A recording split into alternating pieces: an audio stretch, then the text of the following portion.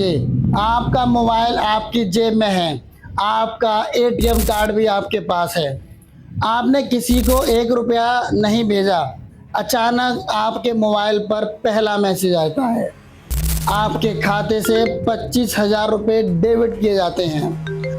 आप कुछ समझ पाते उससे पहले दूसरा मैसेज 48,000 रुपये डेबिट किए गए और फिर तीसरा मैसेज 1,27,000 रुपये डेबिट किए गए सिर्फ 5 मिनट में। और आपकी सालों की मेहनत की कमाई आपकी आंखों के सामने गायब हो जाती है। सबसे डरावनी बात, आपको आखिर पल तक यही लगता रहता है कि आप बैंक के किसी अधिकारी से बात कर रहे हैं। सुबह के लगभग 11 बजे एक रमेश नाम का व्यक्ति अपने रोजमर्रा के काम पर व्यस्त था। तभी उसका फोन बजा। दूसरी तरफ से एक शांत और भरोसेमंद आवाज आई, हेलो सर, नमस्ते, मैं आपके बैंक के केवाईसी विभाग से बोल रहा हूं। आपका केवाईसी अपडेट नहीं हुआ है। अगर आज अपडेट नहीं किया तो आपका बैंक अकाउंट स्थायी रूप से लॉक हो जाएगा। रमेश थोड़ा घबरा गया। उसको याद आया कि कुछ दिन पहले केवाईसी से जुड़ा एक संदेश भी आया था।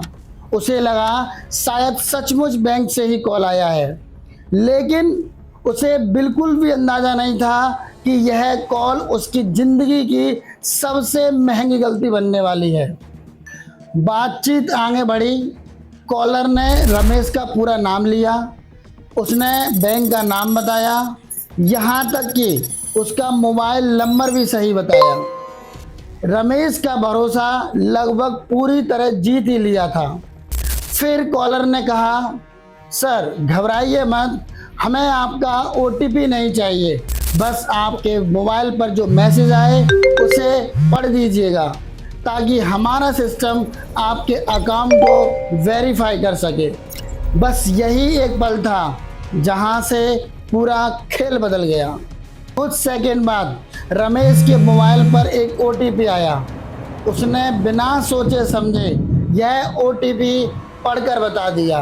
उसे लगा अब सब ठीक है, लेकिन उसी पल कहीं और कोई उसके बैंक खाते में प्रवेश कर चुका था।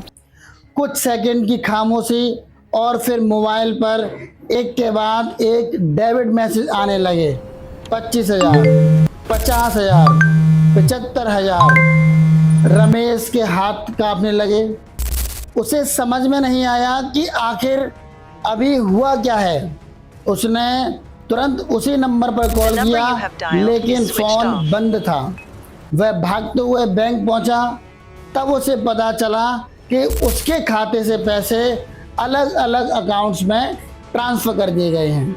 उस दिन रमेश ने सिर्फ पैसे नहीं खोए, उसने अपना भरोसा भी खो दिया। और सबसे दुखद बात, यह कहानी सिर्फ रमेश की नहीं है। ऐसी घटनाएं आज के दिन देश में हर दिन देखी जाती हैं। देश के अलग अलग हिस्सों में हर दिन हर समय लाखों करोड़ों रुपए इसी तरह चुराए जाते हैं।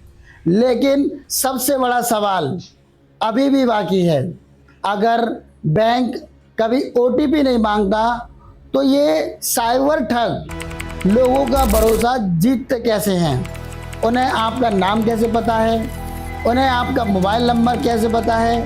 कैसे वो आपकी बैंक की सारी जानकारी जानते हैं? आपका पैन कार्ड नंबर तक आपका जानते हैं। उन्हें ये जानकारी मिलती कहाँ से है? क्या सिर्फ एक ओटीपी पूरे बैंक अकाउंट को खाली कर सकता है, या इसके पीछे एक बहुत बड़ा नेटवर्क काम कर रहा है? इन सवालों का जवाब अगले एपिसोड में।